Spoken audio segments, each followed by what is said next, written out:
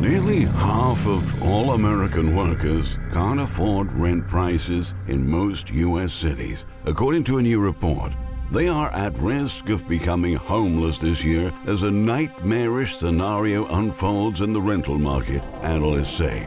Evictions are spiking again, and in some states, eviction filings have already soared 40% above pre-pandemic levels.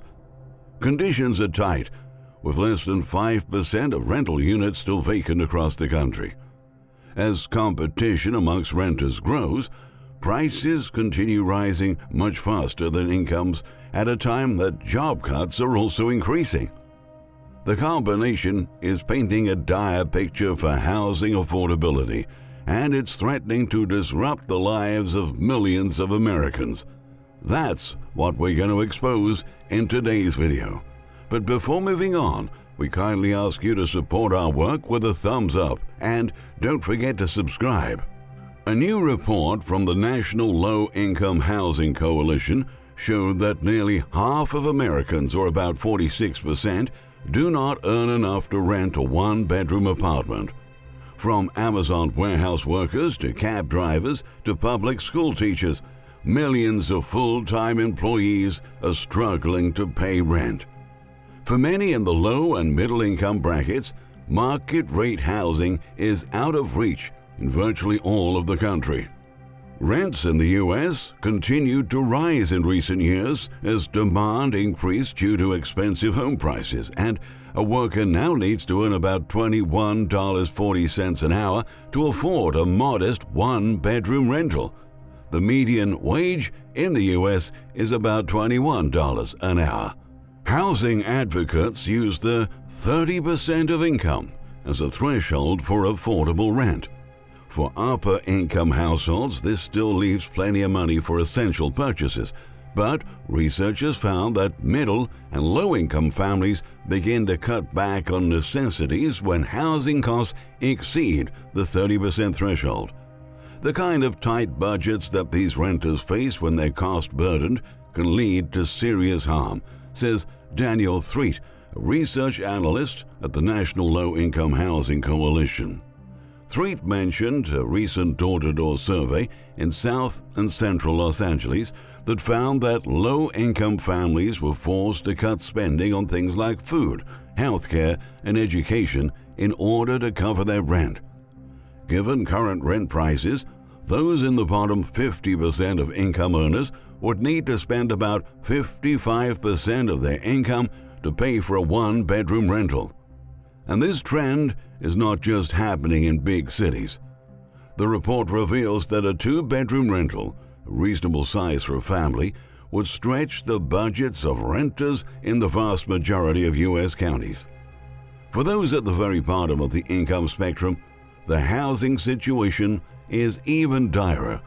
Their pay isn't enough to afford a two-bedroom rental anywhere in the country. With a federal minimum wage that has not budged since 2009 at $7.25 today, and even in places that have established higher minimum wages, the highest being $16.32 an hour in San Francisco, expensive housing is pushing many people off a financial cliff. The National Housing Coalition also reported that there is no state, county, or city in the country where a full-time minimum wage worker working 40 hours a week can afford a two-bedroom rental. In 93% of U.S. counties, the same workers can't afford a modest one-bedroom, the organization noted. This means that this group can only afford a one-bedroom rental in 7% of all U.S. counties, 218 counties out of more than 3,000 nationwide. In California, where the minimum wage is $14 an hour, the cost of housing is so high that the benefit of higher hourly pay is completely erased. Today, a person in California needs to earn $39.03 an hour to afford a two-bedroom apartment and $31.06 for a one-bedroom. That is to say, a minimum wage worker in the state would have to put in 89 hours every week just to afford the one-bedroom. and 112 hours to afford the two-bedroom. Nationally, the average fair market rent is $1,718 a month for a one-bedroom and $1,956 a month for a two-bedroom, according to the report. In contrast, the average renter's hourly wage is $18.78, an income that can absorb only $977 a month in rent without being housing cost burdened. A household living on one minimum wage income can afford even less, $377 a month, the organization showed. Since August 2022, average prices in 82 of 101 of the top U.S. metro areas increased by more than 5%. Among the cities with the largest increases, Boise, Idaho up 21%, Riverside, California, and Phoenix, Arizona both up 17%.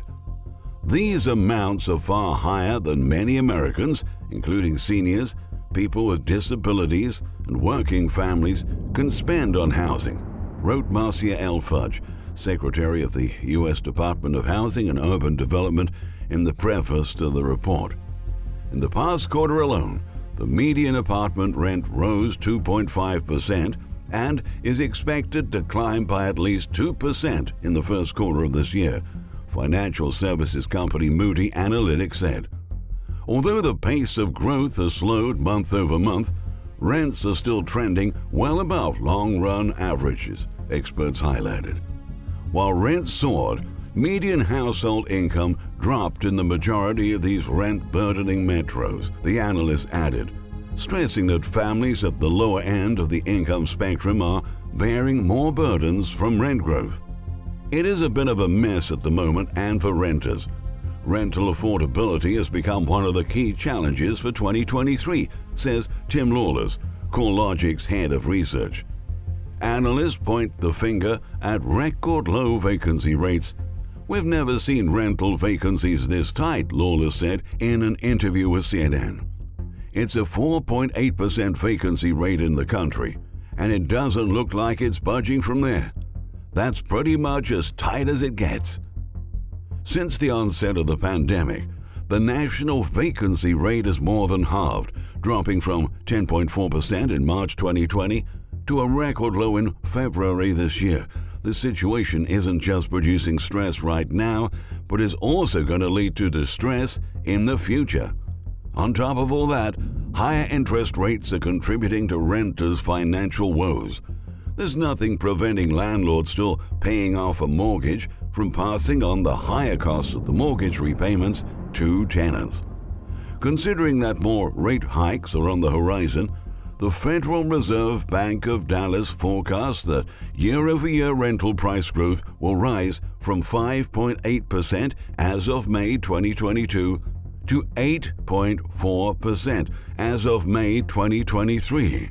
Similarly, Moody's Analytics forecast estimates a rent growth rate of 5% to 7% during the second half of the year, says Thomas LaSalvia, a director of economic research at the financial analytics firm.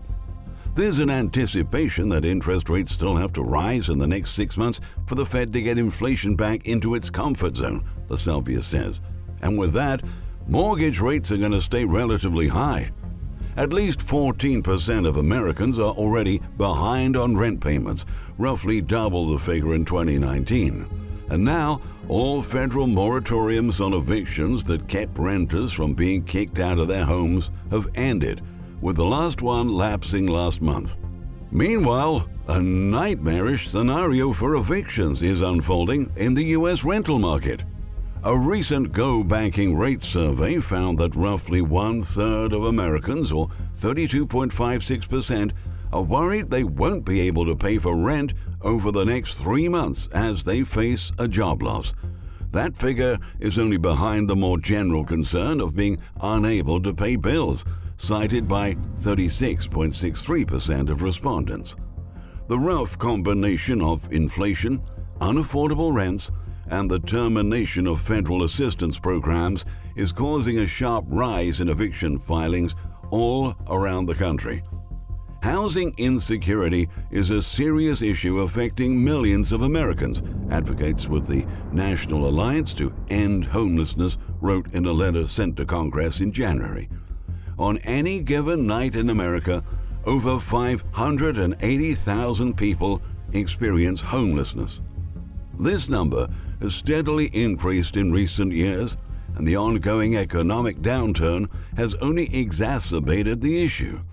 In addition to those experiencing homelessness, many more Americans are housing insecure. HUD emphasizes, explaining that housing insecure is an umbrella term encompassing many housing problems, including affordability, safety, quality, insecurity, and loss of housing. Job loss can be a substantial contributor to housing insecurity. Without a steady income, many individuals and families can't make rent or mortgage payments and may face eviction or foreclosure. This helps explain the worry some have about being able to pay rent now that companies are slashing thousands of jobs every week. From here on out, it's going to be a very, very difficult time. Tim Thomas, research director at the Urban Displacement Project at the University of California, Berkeley, warned in an interview with NBC. Evictions, which had remained low in the past 2 years due to the national moratorium and federal rental assistance, are above their historical averages in about half of the 1,050 counties tracked by Legal Services Corporation. For instance, in Oklahoma County, which includes Oklahoma City, evictions have increased 40% over pre-pandemic levels.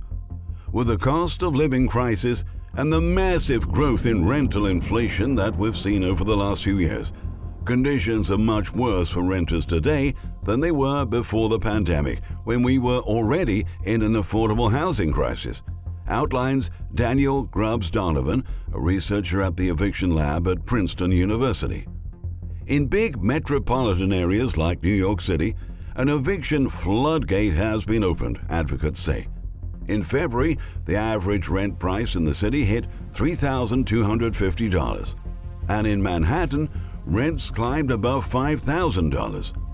We expect that housing affordability will remain poor over 2023, with New York City being the least affordable American city for housing, said Christy Ortiz of Brooklyn Legal Services Corporation A, also known as BKA.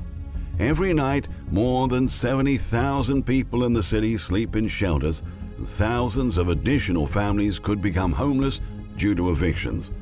Over 100,000 families received eviction notices in New York City alone in the past 6 months.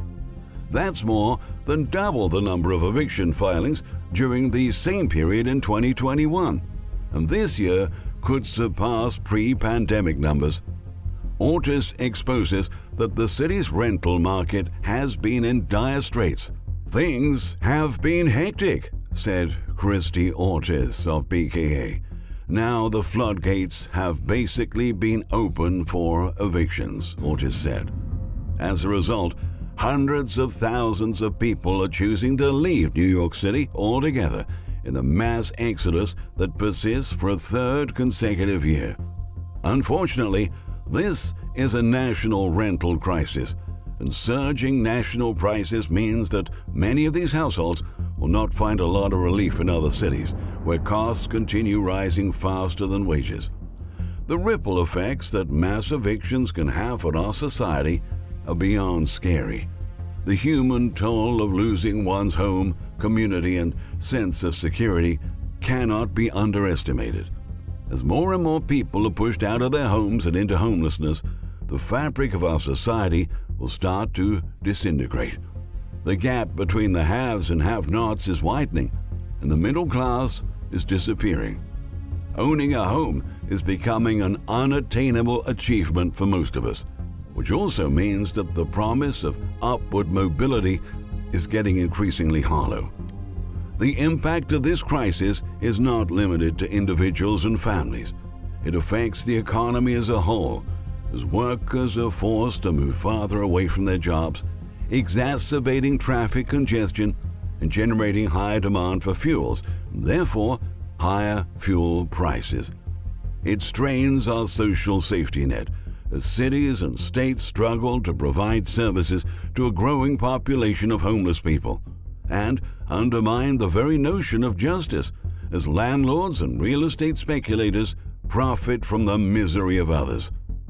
The impact of homelessness and displacement is severe, leading to a rise in poverty, mental health issues, and even criminal activities.